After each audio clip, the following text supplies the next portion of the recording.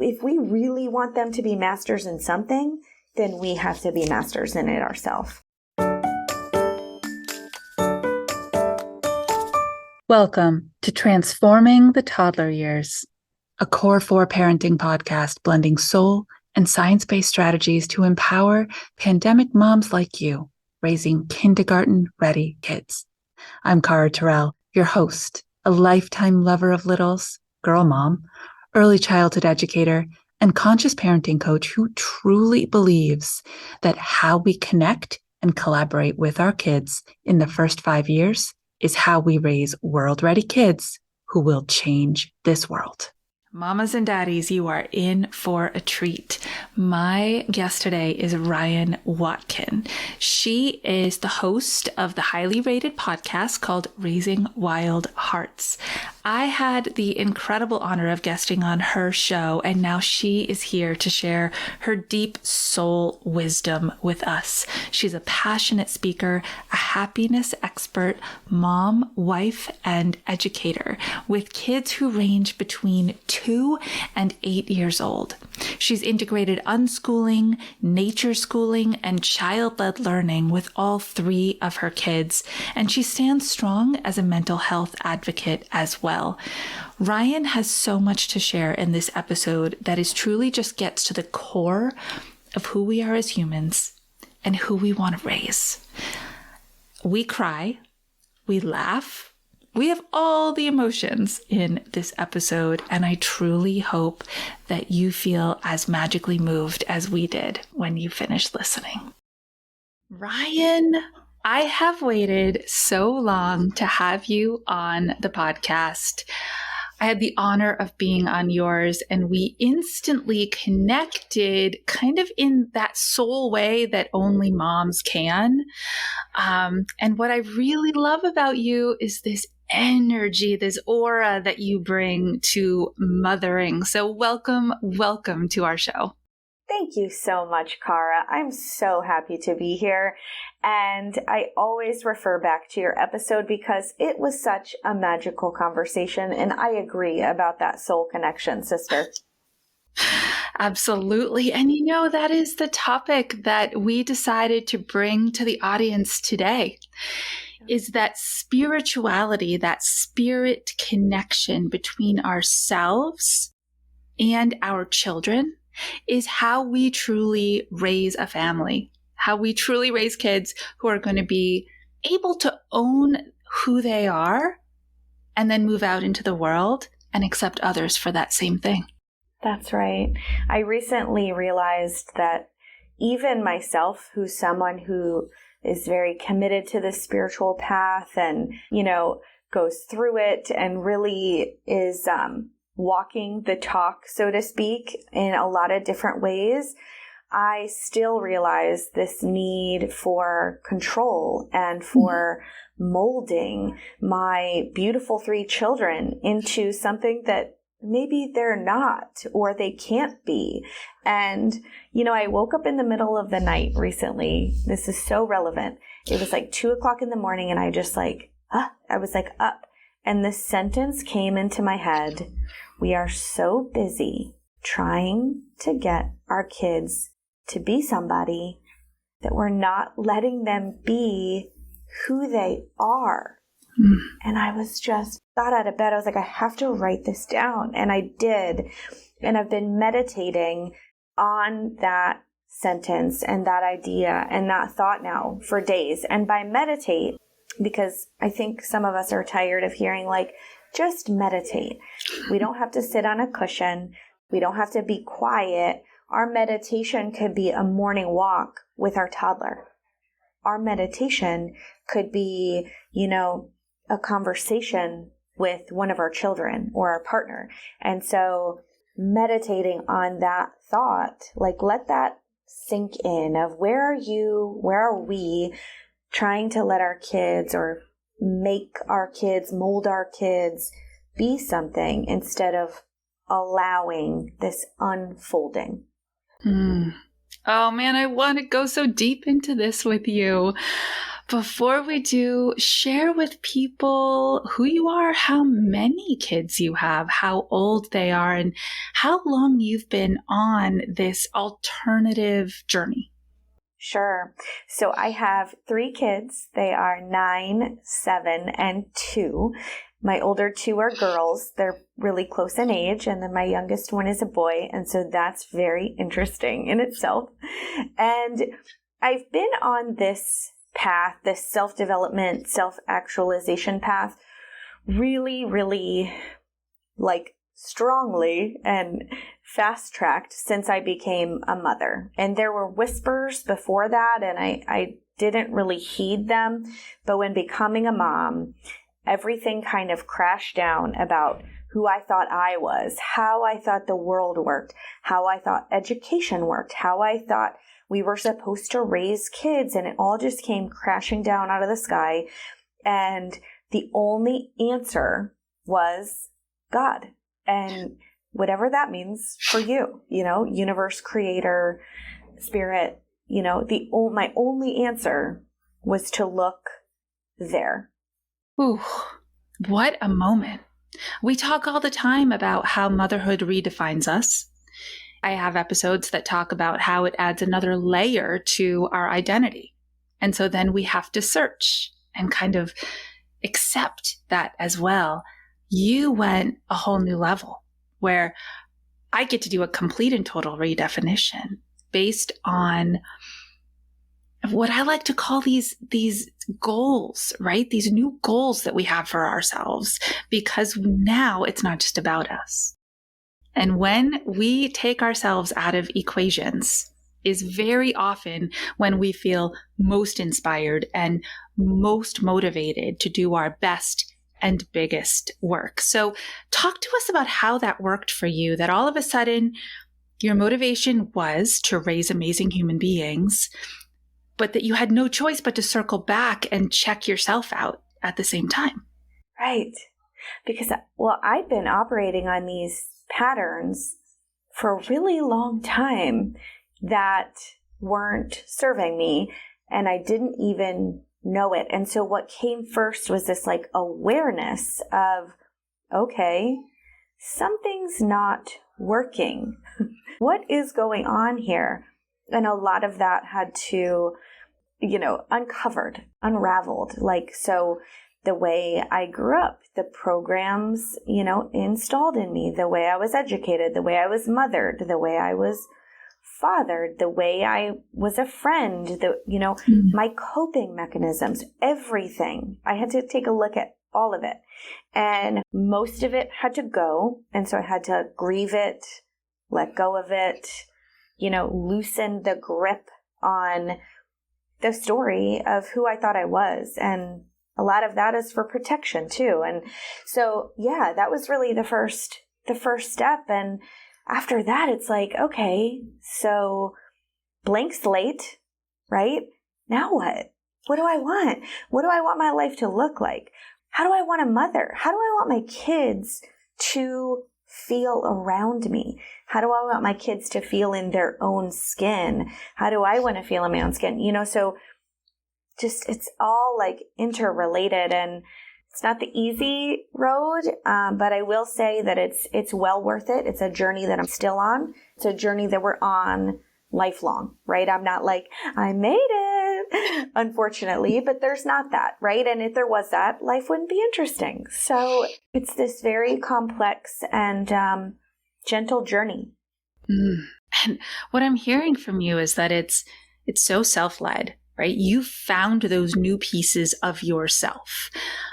But at the same time, and this is the part that trips a lot of us up, and you're an early childhood educator, you have this knowledge and this background, you understand what milestones are and where our kids are supposed to be in their different stages of development. And there's that supposed to again, So as you were on this evolutionary journey of, okay, I'm now choosing who to be and how to interact and what matters most, and your kids were parallel having their developmental journeys.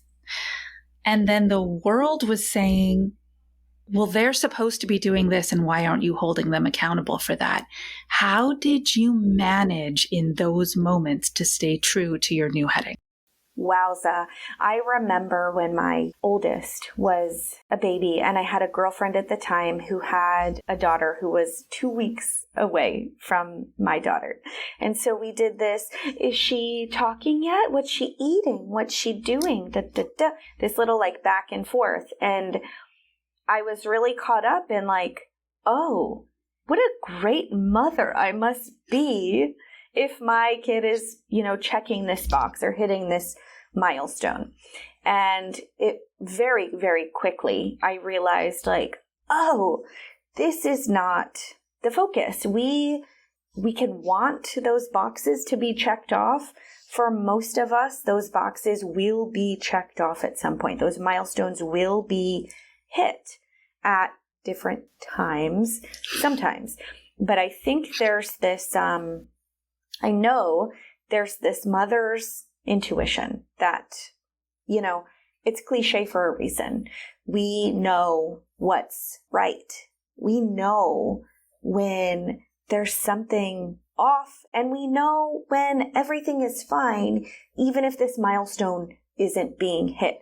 So I think that there's so much information. I heard somebody once say, like, when our parents and their parents were parenting them, there was like 2 sources to go to. There was like the pediatrician and like your mom, like, the women in your family. And now you go on Google and there's all the parenting styles and the attachment styles and the everything, the whole brainchild, that all these things to consider. And while I think that the access to information is great, I think we very often need to close down a lot of that input and really focus on, how's this feeling for me? Is this right? Is this right for me? Is this right for my child? And you always bring us back to that heart space, right? That center space, that soul space. How is it feeling? That's what we need to be modeling for our kids. I'll get you back to this episode in just a moment. But first, a quick question. Does your toddler struggle with transitions? Instantly erupt into tears when you ask them to clean up, come eat dinner, or worse yet, put on their pajamas? Let's be real. You have a superhuman daily to-do list, starting with getting out the door on time. But all you say is, it's time to, and they're tantruming. Why? Transitions are hard for toddlers. Transition is change, and no one really likes change, especially toddlers. Transitions are hard because they require executive functioning skills your little one hasn't learned yet. They are ready to learn impulse control and delayed gratification, and you can teach your toddler to successfully transition without tears. How? Just go to caratyrrell.com/transitions or use the link in the show notes to grab my 4-step tantrum-free transitions guide and get ready for some connected, calm, cooperative, tear-free transitions. I think that more often than not, because of the myriad of information and therefore kind of the expectations that come out of that, we're very often modeling for our kids the achievements or the non-achievements instead of the journey, what it felt like to be inside of it. You've gone the path of unschooling and nature schooling. There's nothing more spiritual than sitting in nature. So how did that decision kind of fall into you? And then are you actively putting words to that modeling for the kids so that they understand that it's a feeling to follow, not an outcome? I love this question. I was a reluctant homeschooler, unschooler, alternative educator. If you would have told me 8 years ago, you're going to, have your kids home one day with you and in various places to be educated, I would have been like, I don't know about that. And so my oldest was going into kindergarten in the fall of 2020.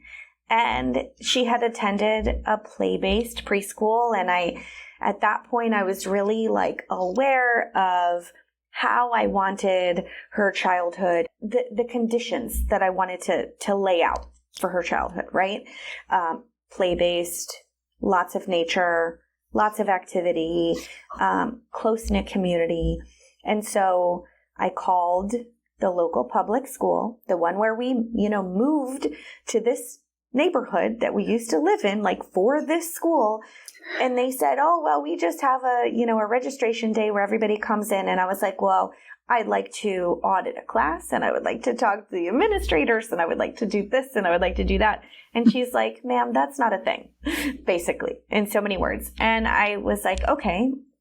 And I wanted to point the finger and get angry and, I want, I'm kind of a rebel at heart. So I wanted to F the man, right? And instead, looked within. So what's the answer here? And after a number of weeks, I joined together with some mothers from this play-based childhood program, and we started our own school. And we started our own little thing at a house, and our kids played outside and they dug in the mud and they played and we did social emotional learning and we, just kind of hung out, and had various structures depending on what day you were there. But so I essentially just made my own way. I was like, okay, so something's not out there. I'm going to make my own path. And I was lucky to have community to do that. And what I realized within that community, that was my first glimpse into, okay, I can educate a different way.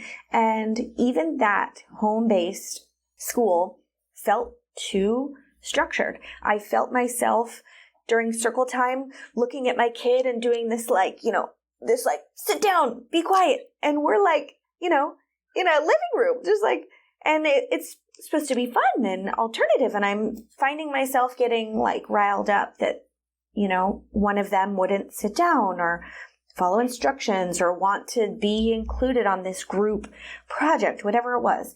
And so I thought, well, now what? Now what? Clearly part of this isn't working. And I landed on this unschooling idea. It's been around for quite a bit. There are a number of great resources and books out there if you want to dig into what's unschooling. And very often the first part of it is deschooling. So that's unlearning what we learned to think about education, or how education is supposed to be. And so I've been through that process and kind of what that looks like, and have had to unlearn basically all these things. I love this follow-up question of, do my kids know that it's a feeling and it's a thing? They currently attend a co-op a couple days a week, and they know that they people will ask, what school do you go to? And they'll name their co-op, and people are like, what's that? And, people are very curious about it, and they know that they're homeschooled, and they know that they have a choice. And what I really want them to understand is how lucky they are to be able to have their mom, nothing to do with me, but just how lucky they are to have their parents advocate for them for what they need. And, how we want to put them in these enriching environments. So that's what they know. And at some point they'll have a choice, what it is they want to do. And still yearly we reevaluate, what is it that we want our children's education to look like this year? Oh my gosh. Oh, what I'm hearing is just all the process of iterating inside life. And that's what we do. This idea that you advocated for your kids at a time where you knew something had to shift and it wasn't available. Just that in and of itself, the gateway to conversations for that when they're older. Wow, Mom, What made you make that choice? Well, then you're going to tell them this story, right? Mom, why didn't you just do this instead? Well, because I understood the value for you at that age of who you needed to be and the space to learn. And I have a funny story because my parents were big advocates for me. And I didn't necessarily understand it in all of those moments. I'm the educator of educators. So it comes down the family line. But I got to college and I ultimately decided I wanted to major in American Sign Language. And the major didn't exist. And so I went to the dean of students and I said, I want this. And he said, it doesn't exist. And I said, well, can I make it? And he kind of looked at me. He's like, well, I guess so. I said, give me a week. So I went back and I took, at that point, the huge book of all the courses. And I put together a major in American Sign Language with a secondary major in linguistics so that it kind of had that rounded piece, that would qualify for credentials. And they accepted it. I made my own major. And I don't think I could have advocated for myself as an 18-year-old if my parents hadn't taught me how to advocate for myself through modeling it and taking those actions. So you are raising some very self-aware, very self-advocacy kids. Yes, I hope so. I recently said I dropped them off at my older two at a birthday party, and it was the first drop-off birthday party. And this is a family and a group of kids that we know very well.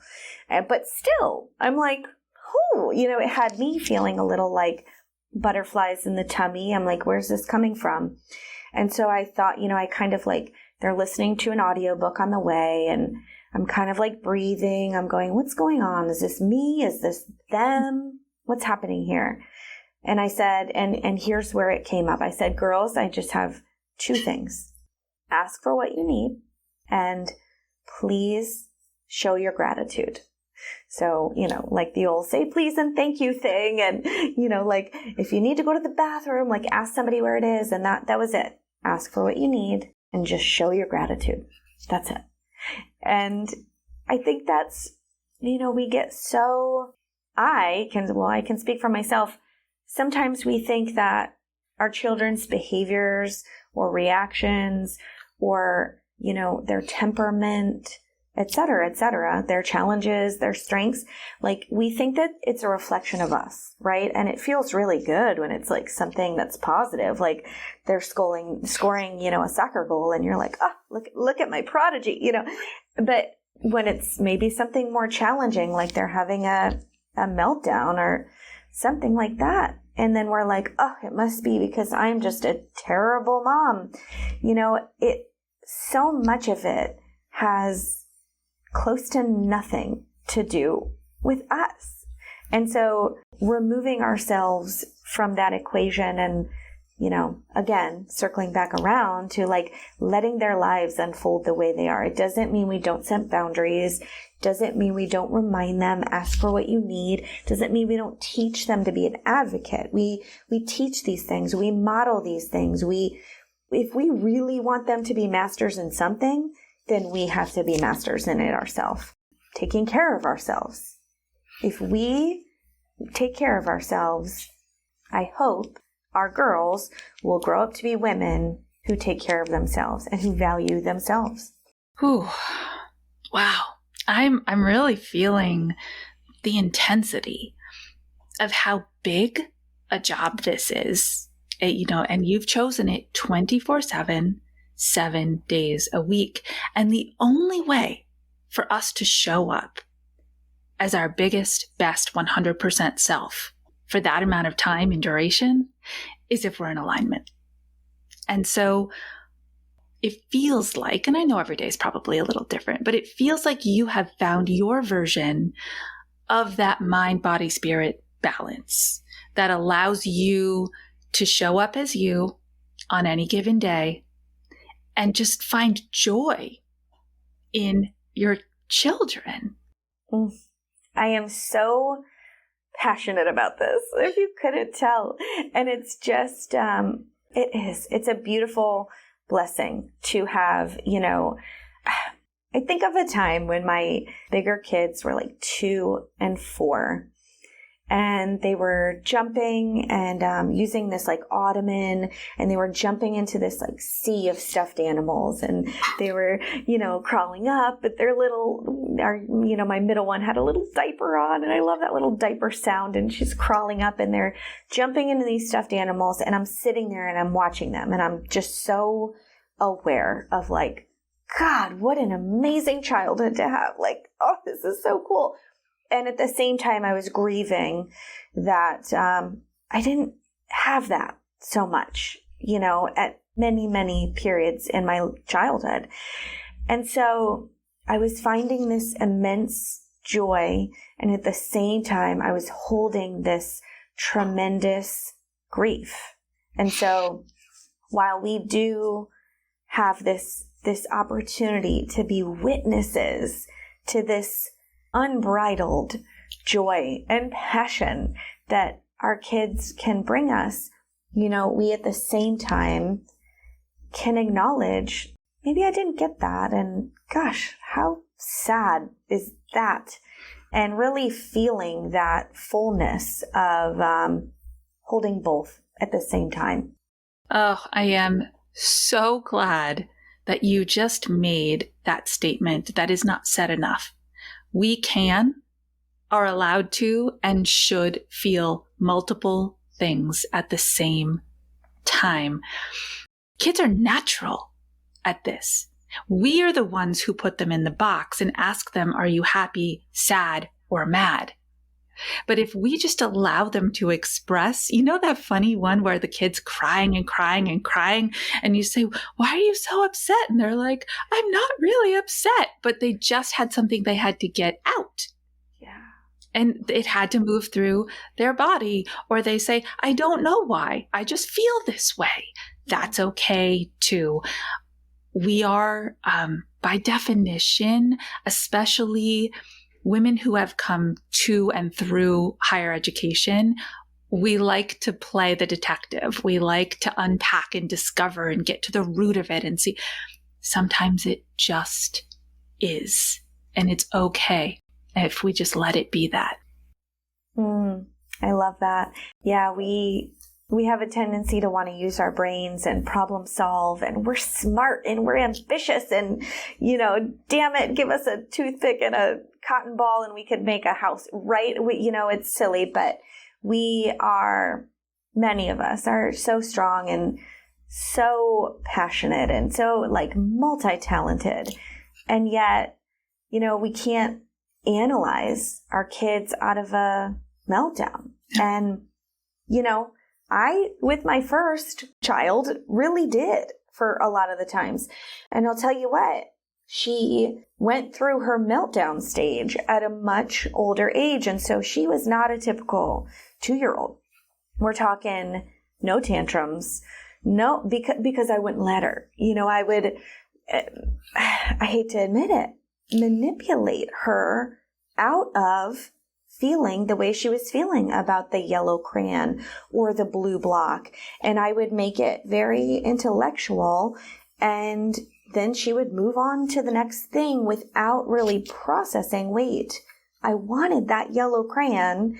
And so she like skipped over that phase. And so much, much later, like 4, 5, 6 even, she went through this like meltdown phase. And if you've ever been around a 6-year-old melting down, it can be like, it's a whole different ballgame than a 2-year-old melting down. And so I find it fascinating of like just allowing to come up what's going to come up. So I have a 2-year-old now, and like when he's on the ground kicking and screaming, I'm like, I know. Yep. You wanted that yellow crayon. You wanted it. I know. And so it's energy. He's moving this energy through his body. He's kicking. And then you'll see, come up for air. Oh, hi. Do you need a hug? Yeah, Mommy, I need a hug. So it's so interesting. It's so fascinating. If we just let it move, that it will just move through, and be let go. Oh, this is your theme today, Ryann. It's amazing. As you know, my listeners know that I suffered a loss. Our first daughter did not get to stay here on Earthside with us. And I was constantly, through my therapeutic and cathartic work, working with other families. And I would say grief can be delayed, but it cannot be denied. It will show up when, if you don't give it a chance right now, it'll circle back and circle back and circle back. And so listening to this thread running through your story today of, I didn't necessarily have my emotional needs met as a child. I didn't necessarily meet my firstborn's emotional needs the way I set out to. I had keep working to create that in me, to allow the grief to come, to let go of the pieces that don't serve, to invite the new ones in, to learn the new upgrade. And then you had a COVID baby. And what time in history needed somebody like you to mother a child more? It makes me cry. It's a calling. If you are a parent on this planet right now, which I am assuming you are because you're listening to the Transforming the Toddler Years podcast, this is a calling. You are here for a reason. This is it. It's game time, right? And it's true. We're here to live out, play out, raise this revolution. There's a revolution in parenting. There's a revolution in the way we raise our kids. There's a revolution in the way we educate. And it's happening right before us. And it's amazing. And it's not easy, but it's so worth it. Well, now you're making me cry. And it's good. It's good to have these emotions and to be witness to, we're living history right now. And if we can know that, then we can play a role in shaping the outcome. And I'm so excited for this opportunity. And I've said that since COVID hit, and it blows my mind that in just a couple weeks from the time of this taping, it'll be 4 years since the world shut down.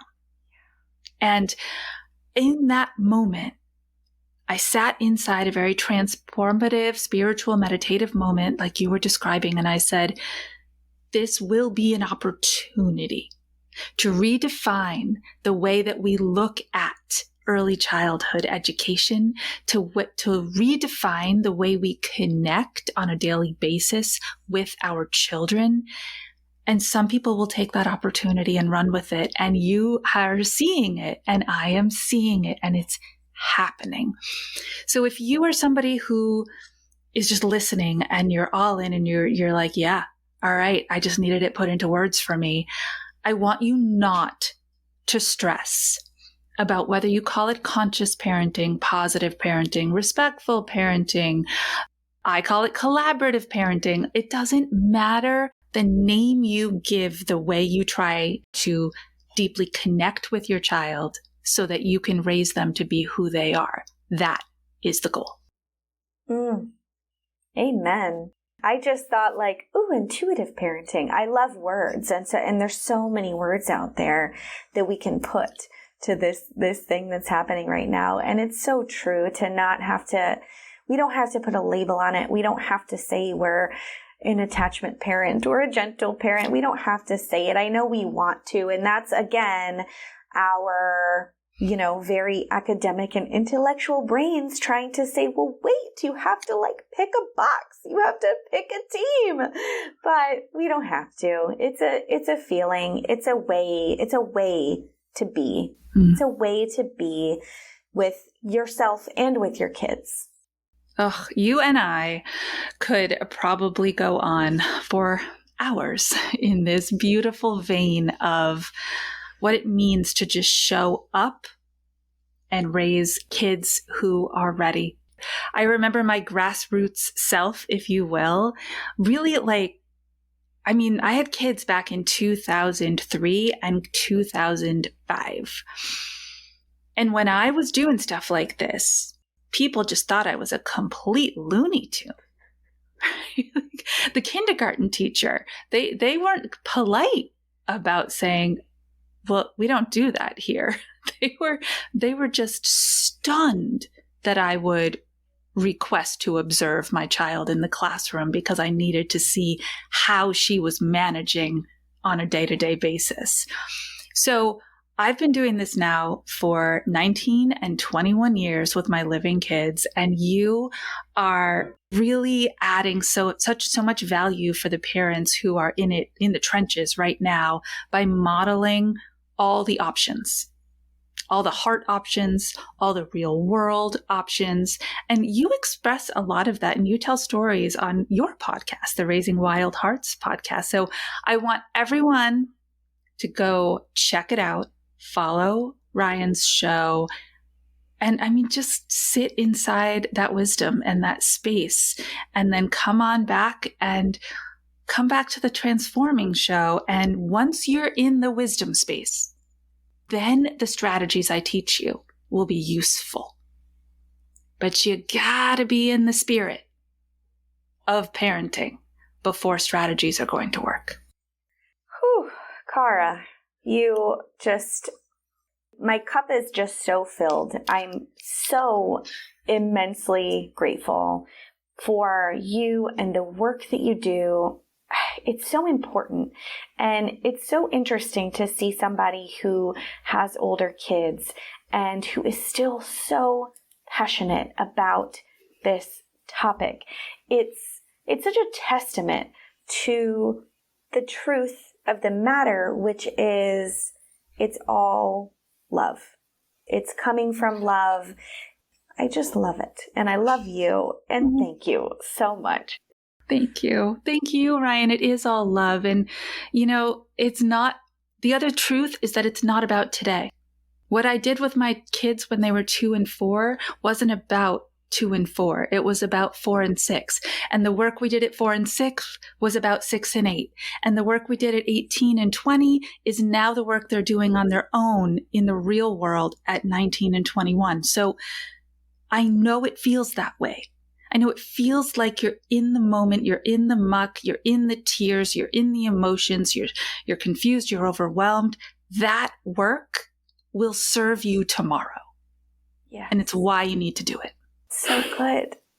I could talk about it all day. Yes. You're a beautiful example of it. And thank you. And we are in the trenches. And I'm here from the trenches. I often say on my podcast, like, we're on this journey together. If you do have young kids, if you are in the middle, like this messy middle is what I call it, we can be in the messy middle and not know how our kids are going to turn out and, be worried about the future and this and that. And we can still be okay. We don't have to, ruminate on the past and the mistakes that we made, because we are going to make mistakes, and then we don't have to worry about the future. We can just be here and be putting that for, the next foot forward and just going through the muck together. The other thing it does when you do your work and then you work with them is it gives you this sense of, I did my best. And years later, you get to sit on that and in it when they struggle, because they don't stop struggling just because they're adults. Yesterday, my older daughter was in a struggle day. She called. There were tears. I love that she calls. I love that she trusts that I can be the space that she can unload the tears. And then I gave it about a couple hours, and I sent her a text message that simply said, right here, you are strong. You are brave. You are capable of doing hard things. I love you beyond words. That's it. I didn't lose the rest of my day to worrying about my child's state of mind or well-being, because that's the work that we've done since she was a tiny person. I was still able to re-engage with my day, do my best work, and send her that. And she was simply able to say, I love you so much. Thank you, Mom. You give yourself a safety net when you do the work now. Right. That's so beautiful. She's calling you and texting you and reaching out. And if we want our kids to look to us to be a safe place, we have to be a safe place when they're 2 and 6 and 8. And when they're crying about something that might seem meaningless to us, it might seem that way, but to, open up that empathy, to open up our hearts to letting them have the experience that they're having. In 20 years from now, they're going to be calling us, and because they're going to trust that we're going to let them move through what they need to move through. There's nothing to fix. There's nothing to change. There's nothing to sweep under the rug. This is life.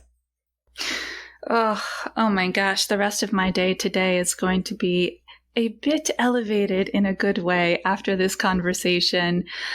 So listen up, mamas and daddies raising the COVID generation. If you're ready to step in and really do this work, tap into both of these podcasts, grab the free resources on both sides here. Make sure that you are giving yourself, they say that you are the product of the 5 people you surround yourself most. And I don't necessarily believe anymore in our new age that means they have to be your neighbors, that they have to be physically accessible to you. If Ryan's voice in your ear once a week, or my voice in your ear once a week, becomes a running voice that allows you to level up your spirituality and your connection with your children, then let us be one of your people. Thank you, Ryann, for everything you do. And I look very much forward to hearing the feedback on this incredibly powerful episode. Thank you so much, Cara.